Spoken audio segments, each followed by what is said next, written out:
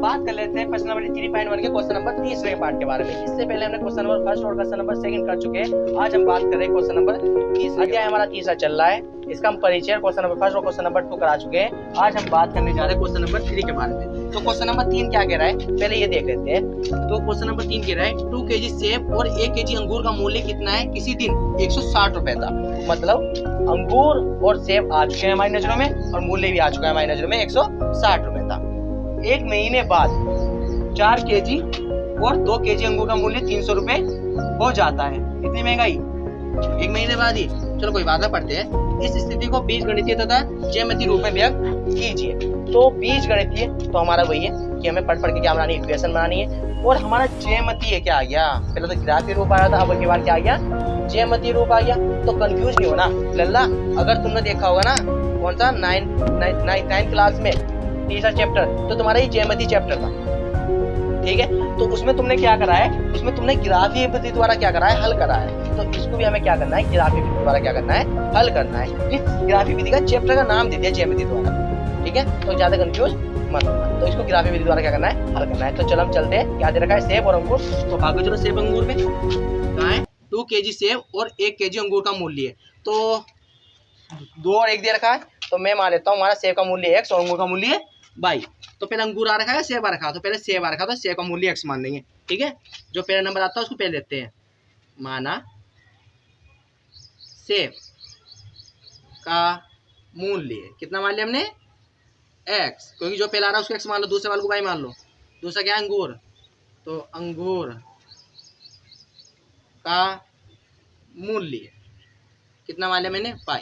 तो स्थिति द्वारा क्या करना है, इनको बीजगणित में दर्शाना है। तो स्थिति पहले फर्स्ट देखते थे, स्थिति फर्स्ट क्या कहती है। कुछ ना कुछ तो कह रही होगी, कुछ नहीं कह रही है, कह रही है स्थिति एक। स्थिति एक क्या कह रही है, 2 kg सेब और 1 kg अंगूर का मूल्य कितना था किसी दिन 160 रुपए था। तो ये बात मैं दोबारा लिखूं या डायरेक्ट कर दूं, ठीक है। तो देखो मेरी बात सुनिए, दो अगर चाहते हो ना तो ये पूरी लाइन यहाँ तार के यहाँ नोट कर देना, और फिर जब जाके क्या करना, तारना, ठीक है। तो बोर्ड में स्पेस कम कर जाता है, इसलिए मैं लिखा पढ़ी थोड़ी कम कर रहा हूँ उसके बाद, ठीक है। तो मेरी देखो 2 kg सेब और 1 kg अंगूर का मूल्य किस दिन था 160 रुपए था। ये लाइन बिल्कुल सेम टू सेम यहाँ लिखी जानी चाहिए, ठीक है। अब मैं लिखता हूँ 2 kg सेब। तो 2 kg सेब का मूल्य कितना है बाबू हमारे पास, x, तो 2x प्लस 1 kg सेब, 1 kg अंगूर, सॉरी 1 kg अंगूर का मूल्य कितना माना हमने भाई, अंगूर का मूल्य कितना भाई, तो एक तो लिखते नहीं है, तो मैंने बाई लिख दिया। इक्वल कितना था 160। तो यहाँ इक्वेशन फर्स्ट बन चुकी है, सॉरी आई बात समझ में, ठीक है। अब स्थिति नंबर दूसरी की बात करते हैं। स्थिति दूसरी क्या करी है, तो यहाँ लिख दो स्थिति 2। स्थिति 2 क्या कह रही है, देखो 1 महीने बाद 4 kg सेब और 2 kg अंगूर का मूल्य 300 रुपए हो जाता है। तो तुम्हें ये लाइन भी यहाँ लिखनी है पढ़ के, ऐसा नहीं कि आंसर तो कमा दिया। तो बोर्ड में नंबर चाहिए तो लाइन तो वो लिखनी पड़ेगी। तो चलो, तो यहाँ से लिखना, देखो 1 महीने बाद 4 kg सेब और 2 kg अंगूर का मूल्य 300 रुपए हो जाता है। तो ये पूरी लाइन यहाँ से लेके यहाँ तक यहाँ नोट करनी है, ठीक है, पूरी लाइन, ठीक है। तो मैं इसको पढ़ के लिख बना देता हूँ। तो 4 kg सेब, तो 4 kg सेब का मूल्य कितना माना का x, तो 4x प्लस अंगूर का मूल्य कितना माना था तुमने भाई, और 2 kg अंगूर खरीदते इसने, तो 2y इक्वल कितना हो गया 300 रुपये। यह समीकरण 2। इतनी बात भी समझ में आ गई, नहीं आई, आ चुकी है। प्लस के साथ तुम्हें बता देता मैंने पिछली वाली वीडियो में प्लस का निशान कैसा आया था, ठीक है। क्योंकि दोनों चीज आपस में खरीद के पैसे ले रहा है 300 रुपये। अब मैं तुमसे बोल लूँ, मैंने 6 गेंद खरीदी और 6 रुपये ले लिए और 20 रुपये ले लिए, और मैं 26 रुपये का सामान खरीद के लाया। तो 6 रुपये मैंने अंगूर खरीद लिए, 20 रुपये मैंने सेब खरीद लिए। तो टोटल कितने हो गए, तुम अंगूर और सेब को जोड़ के बता दिया तुमने इतने रुपये के ये खरीदते हैं। तो इसलिए मैंने क्या करा, इन दोनों को प्लस करा कि दोनों वस्तुएं इतने रुपये में मैंने क्या करी है, खरीदती है। दोनों का सम कर दिया, ठीक है। तो अब हमें क्या करना है, ग्राफी द्वारा क्या करना है, व्यक्त करना है। अब ग्राफी के हमें क्या चाहिए, बिंदु चाहिए। अब बिंदु के लिए हमें क्या चाहिए, समीकरण चाहिए। समीकरण हमारी बन चुकी है, तो एक समीकरण से मैंने बिंदु निकाला, तो मैं आराम से सिखा रखा है। तो चलो समीकरण 1 के बिंदु के लिए चलते हैं। यहाँ लिखते हैं समीकरण 1 के बिंदु के लिए।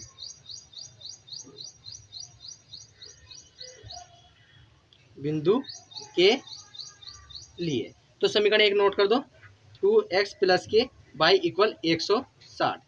तो यहाँ एक बॉक्स बना लेते हैं, तो यहाँ एक्स और वाई।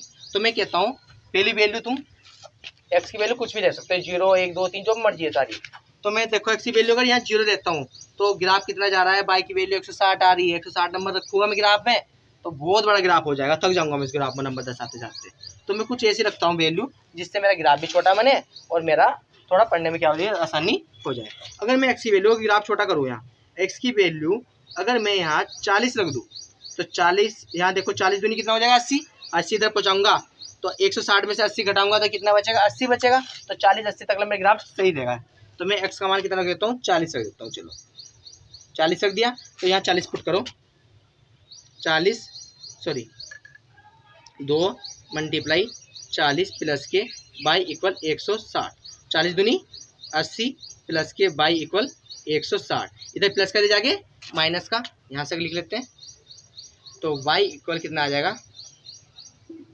बराबर नीचे बराबर बराबर चाहिए, इधर प्लस कर दे जाके माइनस का तो y बराबर कितना आ जाएगा 160 माइनस के 80। तो y बराबर कितना आ जाएगा 80। तो y की वैल्यू कितनी करके आ गई 80। सही है। अब तुम्हें क्या लेना है, पुनः मान लेना है। पुनः अब की बार किसकी वैल्यू मानी है y की, तो माना y बराबर कितना मानना है 0 मानते हो। तो देखो समीकरण कहाँ है वाली, अगर मैं y की वैल्यू 0 मानता हूँ तो 2 8 16 तो 0,80 बनेगा। सही है। तो 80 तक तो हमारा ग्राफ खींच ही रहा है तो y की वैल्यू 0 ले लेते हैं। चलो तो माना y की वैल्यू हमने 0 रख ली। क्या कुछ नंबर देना चाहते हो देख लो, y की वैल्यू अगर मैं 60 रख देता हूँ, ठीक है, तो इधर प्लस में जाएगा 160 में 60 घटाऊंगा तो 100 बचेगा और 100 को मैं 2 से डिवाइड करूँ तो कितना आ जाएगा 50 आ जाएगा। तो 60 ठीक है 60 ले लेते हैं। तो y की वैल्यू 60 लो तो 2 कुछ भी ले सकते हो, ऐसा नहीं है कि तुम कुछ भी मान सकते हो जो तुम्हारी इच्छा हो, पर थोड़ा ग्राफ के हिसाब से देखना पड़ता है। इधर प्लस का जाके माइनस का हो जाएगा 2x, 160 में 60 घटाओगे तो कितना बचेगा 100। इधर मल्टीप्लाई में जाके इसमें जाएगा ये डिवाइड में तो 100 बटे 2 और 2 को डिवाइड करेंगे 100 से तो कितना आ जाएगा 2 पंजे 10 यानी कि 50। तो x की वैल्यू कितनी आ गई 50। तो बिंदु हमारा ए, तो बिंदु ए मिल चुका है, ए और बी। तो बिंदु ए कितना मिल गया हमारा 40,60 और बिंदु बी कितना मिल गया 50,60, तो सॉरी 40,80 और 50,60। तो बिंदु ए और बी मिल चुका है। अब हम बात करते हैं बिंदु किसके, समीकरण 2 के बिंदु के लिए। तो अब बात कर लेते हैं यहाँ समीकरण 2 के बिंदु के लिए। तो हमें यहाँ समीकरण 2 लिखनी पड़ेगी। तो समीकरण 2 कौन सी हमारे पास यहाँ 4x प्लस के 2y इक्वल 300। तो 4x प्लस के 2y इक्वल 300। अब तुम्हें भी यहाँ क्या करना है बॉक्स बना लेना है। तो चलो एक बॉक्स बना लेते हैं, डब्बा सा बना लिया। यहाँ x हो गया यहाँ y हो गया। लेट तुम्हें क्या करना है x की वैल्यू यहाँ कुछ भी मान लेनी है। अगर x की वैल्यू में 0 मानूँ तो ये 0 पार्ट हो गया और 2 यहाँ जाएगा 300 में, यानी कि कितना आएगा 150। y की वैल्यू कितनी आएगी 150। तो 150 तक तो ग्राफ हमारा नहीं चल रहा, तो 80 तक लेके चल रहे हैं। तो 80 तक लेके चलना, सोचो कुछ और वैल्यू। तो अगर मैं वैल्यू देखो, अगर मैं वैल्यू यहाँ रख देता हूँ 50, तो 50 देता हूँ 5 चौक 20, यहाँ कितना आ जाएगा 200 और 200 में इधर लेके जाऊँगा 300 में 200 घटाऊंगा तो कितना बचेगा 100 और 100 को मैं 2 से डिवाइड कर सकता हूँ। तो मैं x की वैल्यू कितनी मान रहा हूँ 50 रखता हूँ। तो माना x बराबर कितना मिल मैंने 50।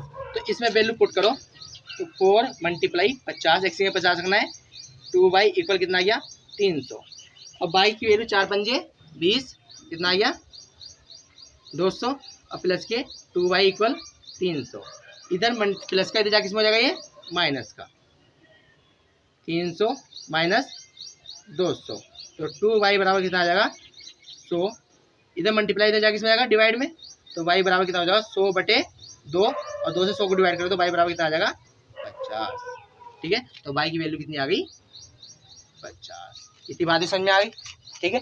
अब तुम्हें पुनः मान लेना है, अब तुम्हें पुनः मान लेना है किसकी y की वैल्यू। और y की वैल्यू क्या माननी है, माना y बराबर लिख लेते हैं, माना y बराबर। अब y बराबर तुम क्या मानते हो ये देखो, अगर मैं y बराबर यहाँ 0 रखता हूँ तो 4 से नीचे जाएगा और 4 30 को डिवाइड नहीं करता तो पॉइंट में कुछ आ जाएगा नंबर।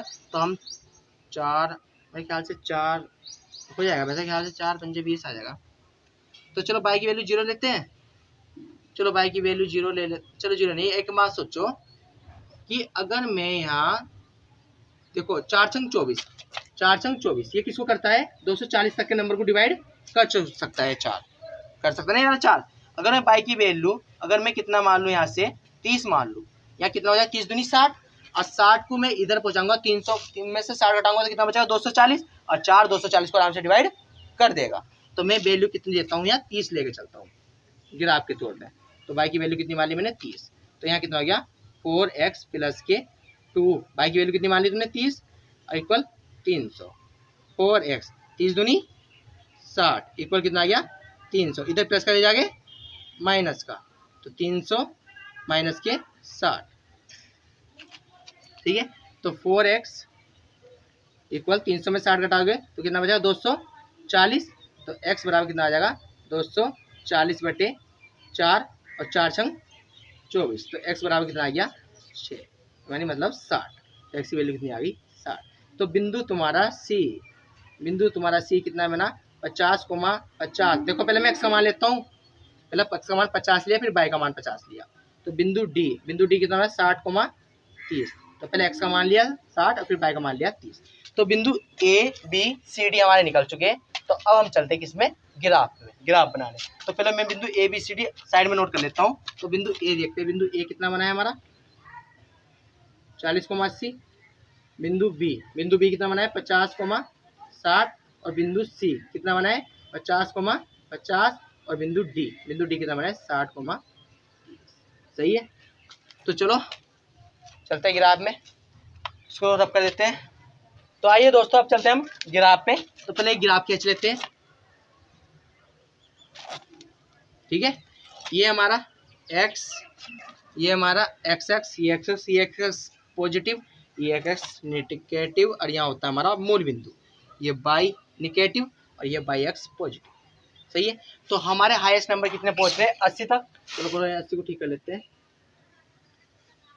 80 तक, ठीक है। तो हमारे कितने पहुंच रहे हैं 80 तक पहुंच रहे हैं हाईएस्ट नंबर। तो हम 80 तक नंबर लेते हैं, 10 तक का काउंट करके 20 30 40 50 60 70 और 80, ठीक है।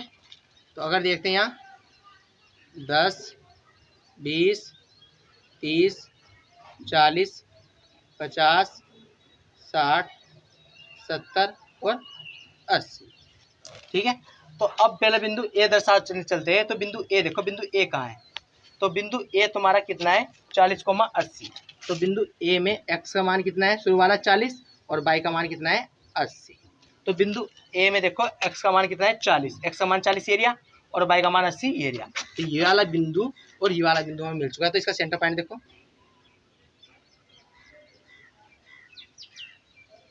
ये आया, ठीक है। तो ये बिंदु ए मिल चुका है हमें 40,80, सही है। अब ऐसे बिंदु बी देखो। तो बिंदु बी कहाँ है। तो बिंदु बी हमारा ये एरिया, और बिंदु बी में x का मान कितना है हमारे पास 50 और y का मान कितना है हमारे पास 60। मैंने पहले x का मान लेता है, y का बाद में लेते हैं। तो पहले बिंदु x का मान 50 कहाँ है, तो x का मान पॉजिटिव एरिया 50 और y का मान 60 कहाँ है, तो y का मान 60 ये। तो ये वाला बिंदु और ये वाला बिंदु, सही है। तो ये बिंदु हमारा कितना हो गया बी 50,60, सही है। तो हमारी ये रेखा खींच दो इस तरीके से, स्केल से बड़ा करके खींच देना, ठीक है। तो पहले इसका हमें ग्राफ भी बोल देनी है। ये किसकी समीकरण थी, ये समीकरण बनी थी इसकी 2x प्लस के y इक्वल 160। तो यहाँ लिख देते हैं 2x प्लस के y इक्वल 160, सही है। अब ऐसी हमें किसका निकालना है सी और डी, यानी दूसरी रेखा के बिंदु है सी डी। तो दूसरी रेखा का बिंदु दर्शाओ। तो यहाँ सी के देखते हैं तो x का मान कितना है 50 और y का मान भी कितना है 50। तो 50,50, तो ये रहा x और ये रहा 50। तो इसका मान यहाँ मिल जाएगा तुम्हें सेंटर पॉइंट। तो बिंदु सी एरिया 50,50, सही है।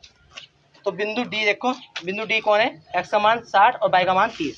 तो x का मान कितना है 60 और y का मान कितना है 30। तो x का मान 60 कहाँ है, तो x का मान तुम्हारा 60 एरिया और बाई का मान 30 का है, बाई का मान 30 ये एरिया। तो अब इसका सेंटर पॉइंट ढूंढना पड़ेगा। तो ये चलो ये चलो ये चलो ये चलो ये चलो ये चलो ये, तो इसका सेंटर पॉइंट ये एरिया। तो यानी ये बिंदु और ये बिंदु इस तरीके से जाएंगे, ठीक है। अब देखो इसका हमें ग्राफ की लाइन भी लिखनी है, सॉरी रेखा की लाइन लिखनी है। तो ये रेखा किसकी थी हमारे पास, समीकरण 2 की। और समीकरण 2 कौन सा बनी थी, यहाँ से 4x प्लस के 2y इक्वल 300। यहाँ लिख देते हैं इसको 4x प्लस के 2y इक्वल 300। थोड़ा कॉपी में जब नोट करोगे बिल्कुल अच्छे अच्छे राइटिंग में नोट कर लेना, ठीक है, समझ में तो आ रहा होगा, ठीक है। तो हमें ये दोनों रेखा दिख गई और तुम्हें ये दो रेखा दिख रही है, तुम किसके रूप में चल रही है, समांतर में। जब मैंने बताया था जब दो रेखा इस तरीके से जाती है तो ये क्या होती है हमारे पास, समांतर, ठीक है। तो मैंने प्रतिच्छेद भी समझाया था, समांतर और संपादित तीनों रेखा मैंने करा के दिखा रखी है। तो क्वेश्चन समझ में आया तो लाइक कर देना। तो चलो अब चलते हैं 3.2 पे।